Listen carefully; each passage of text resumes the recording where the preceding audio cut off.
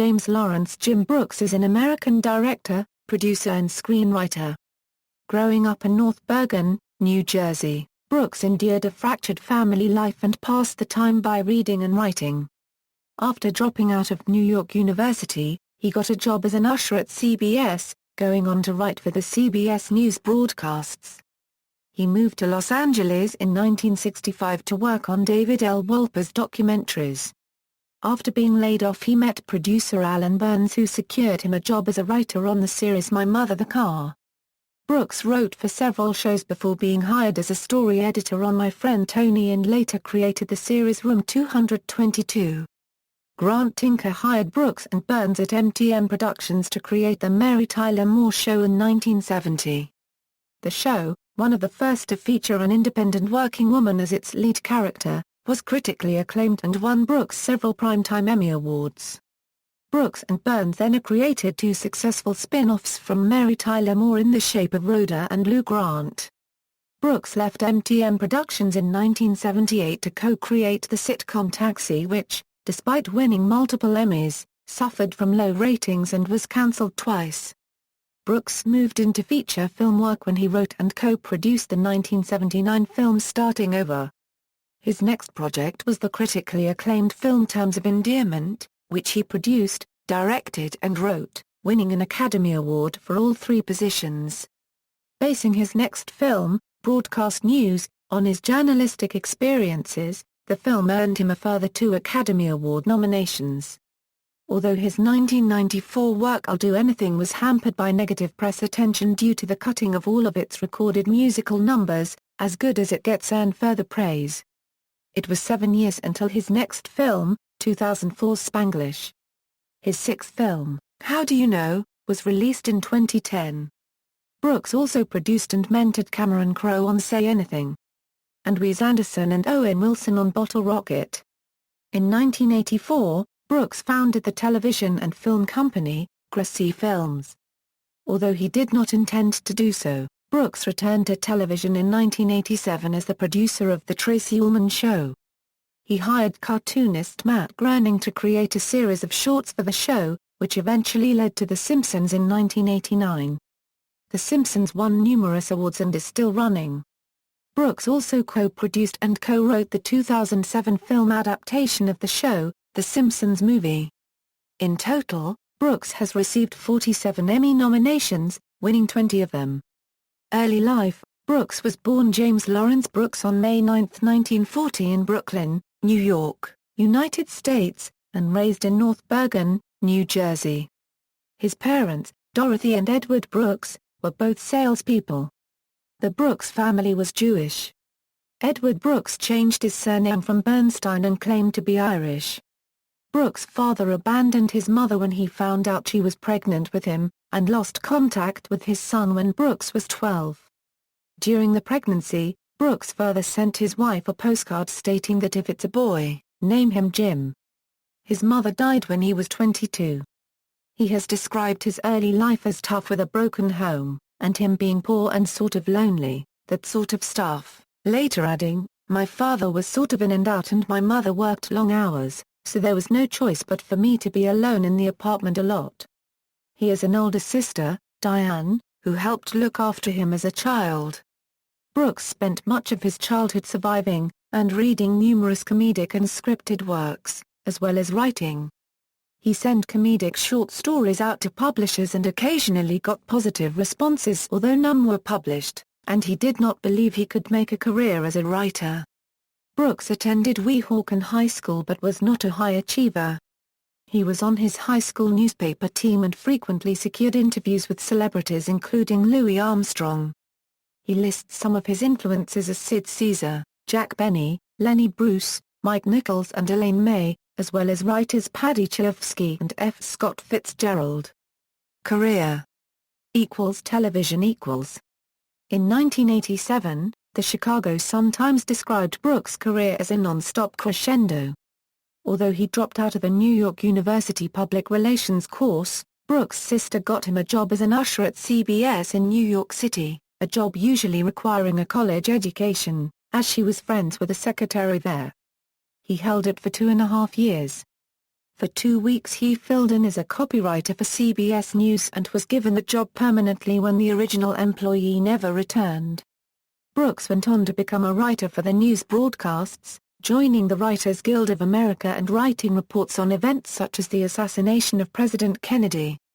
He moved to Los Angeles in 1965, to write for documentaries being produced by David L. Wolper, something he still hasn't quite figured out how he got the guts to do, as his job at CBS was secure and well paid. He worked as an associate producer on series such as Men in Crisis, but after 6 months he was laid off as the company were trying to cut back on expenses. Brooks did occasionally work for Wolper's company again, including on a National Geographic insect special. Failing to find another job at a news agency, he met producer Allan Burns at a party. Burns got him a job on My Mother the Car, where he was hired to rewrite a script after pitching some story ideas. Brooks then went on to write episodes of That Girl, The Andy Griffith Show and My Three Sons before Sheldon Leonard hired him as a story editor on My Friend Tony. In 1969 he created for ABC the series Room 222, which lasted until 1974. Room 222 was the second series in American history to feature a black-led character, in this case high school teacher Pete Dixon played by Lloyd Haynes. The network felt the show was sensitive and so attempted to change the pilot story so that Dixon helped a white student rather than a black one, but Brooks prevented it. On the show Brooks worked with Gene Reynolds, who taught him the importance of extensive and diligent research, which he conducted at Los Angeles High School for Room 222, and he used the technique on his subsequent works. Brooks left Room 222 as head writer after 1 year to work on other pilots and brought Burns in to produce the show.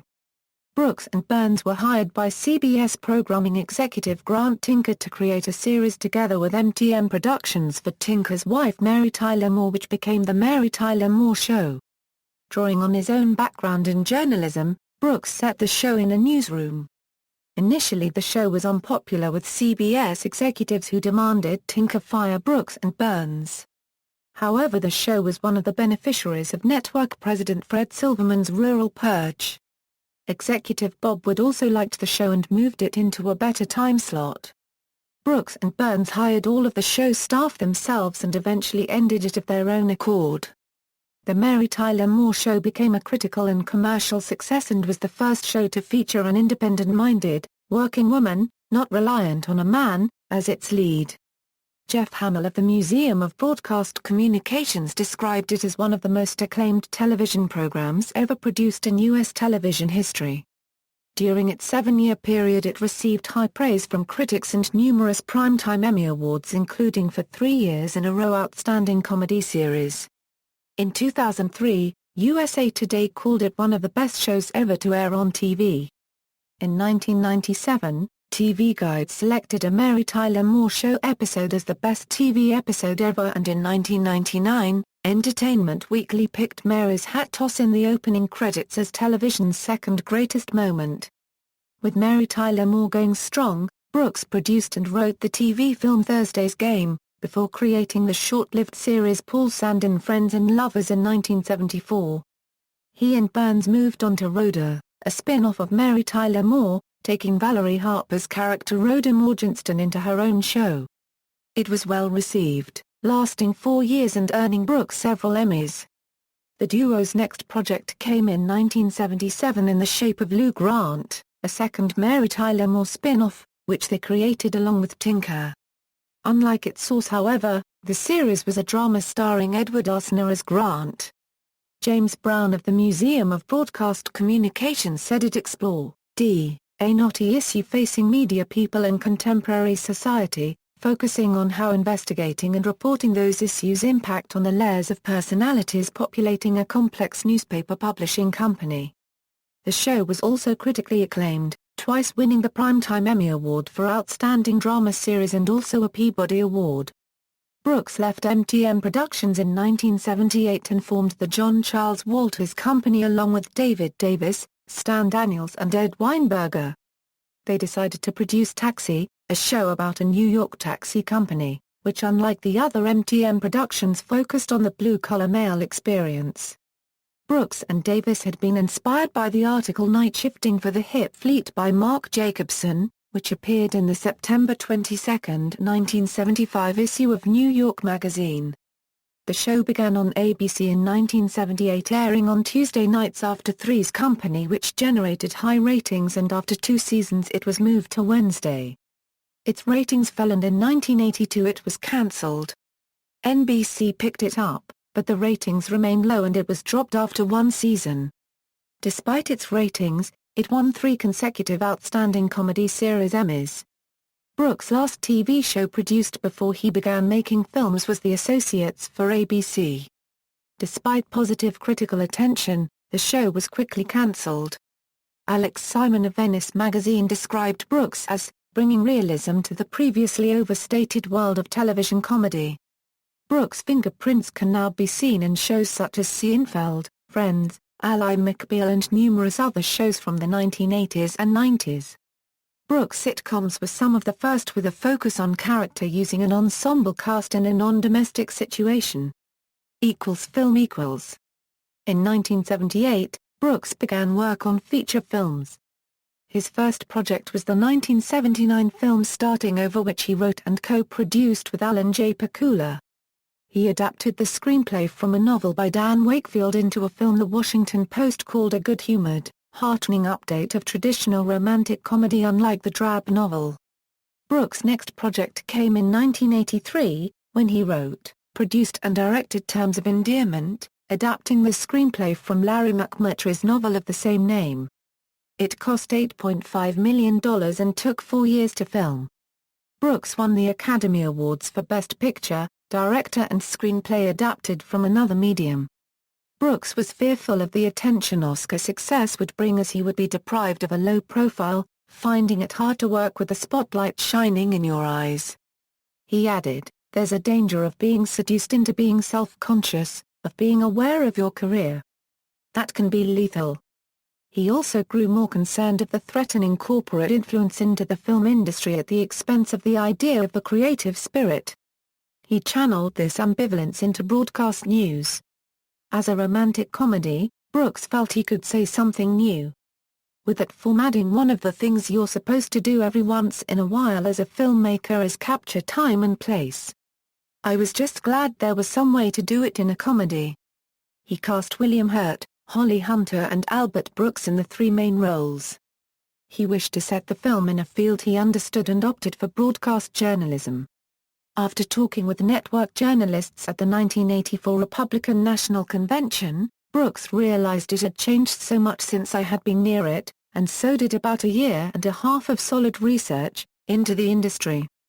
When he began writing the screenplay, Brooks felt he didn't like any of the 3 main characters, but decided not to change them, and after 2 months had reversed his original opinion. Brooks stated that this also happens to the audience. You're always supposed to arc your characters and you have this change, and that's your dramatic purpose.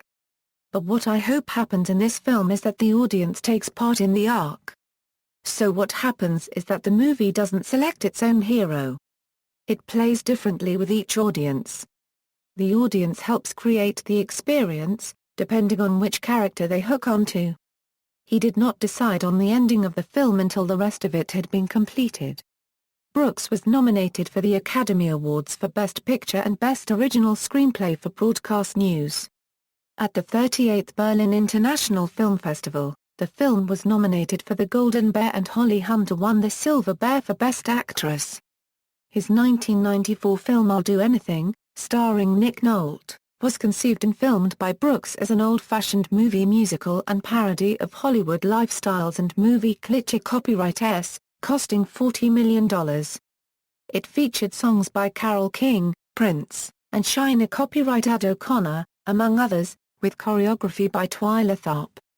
When preview audience reactions to the music were overwhelmingly negative, all production numbers from the film were cut and Brooks wrote several new scenes, filming them over 3 days and spending 7 weeks editing the film down to 2 hours.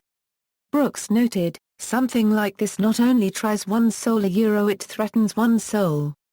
While it was not unusual for Brooks to edit his films substantially after previous screenings, on this occasion he was denied any privacy, because the media reported the negative reviews before its release and it had to be good enough to counter all this bad publicity. It was a commercial failure, and Brooks attempted to produce a documentary about it 4 years later but was scuppered by failing to obtain the rights to Prince's song. Brooks agreed to produce and direct Old Friends, a screenplay by Mark Andrus. Andrus' script needed you to suspend disbelief, but Brooks realized my style when directing is that I really don't know how to get people to suspend disbelief. Brooks spent a year reworking the screenplay. There were changes made and the emphasis was changed, but it's the product, really, of a very unusual writing team, and the project became as good as it gets, taking a year to produce after funding had been secured. According to the New York Times, Brooks was constantly experimenting, constantly reshooting, constantly re-editing the film, changing its ending 5 times and allowing the actors to improvise the film's tone. The film garnered more praise than I'll Do Anything, and Brooks was again nominated for the Academy Awards for Best Picture and Best Original Screenplay. As Good as It Gets received a total of 7 Academy Award nominations, winning 2, both for Best Actor for Jack Nicholson and Best Actress for Helen Hunt. Jonathan Rosenbaum of the Chicago Reader labeled it Brooks' best film, stating, "What Brooks manages to do with the characters as they struggle mightily to connect with one another is funny, painful, beautiful, and basically truthful, a triumph for everyone involved." It also ranked 140 in Empire Euro's 2008 list of the 500 greatest movies of all time. Brooks cast Jack Nicholson in both Terms of Endearment and As Good as It Gets, with the actor taking an Academy Award for each role. Brooks did not direct and write a film again for 7 years until 2004's Spanglish. Filming took 6 months, ending in June with 3 days of additional filming in October. Brooks produced 3 endings for the film, shooting several scenes in 15 to 25 takes as he did not feel the film was tonally complete, although the script did not change much during filming. He opted to cast Adam Sandler in a more dramatic role than his usual goofball comedy parts based on his performance in Punch Drunk Love and Sandler's relationship with his family. Describing the length of production, Brooks said, "It's amazing how much more perverse you are as a writer than as a director. I remember just being so happy that I'd painted myself into some corners, while writing. I thought that would make it interesting. When I had to wrestle with that as a director, it was a different story." Brooks's directing style drove the cast bats, especially Tar copywriter Leone, with Cloris Leachman describing it as free-falling. "You're not going for some result. It's just, throw it in the air and see where it lands." The film was poorly received and was a box office failure. His next film, entitled How Do You Know, was released December 17, 2010. Brooks produced, directed and wrote it. The film stars Reese Witherspoon as a professional softball player involved in a love triangle. Brooks began work on the film in 2005, wishing to create a film about a young female athlete. While interviewing numerous women for hundreds of hours in his research for film, he also became interested in the dilemmas of contemporary business executives, who are sometimes held accountable by the law for corporate behavior of which they may not even be aware. He created Paul Rudd and Jack Nicholson's characters for this concept. Filming finished in November 2009, although Brooks later reshot the film's opening and ending. The New York Times described it as perhaps the most closely guarded of Columbia's movies this year.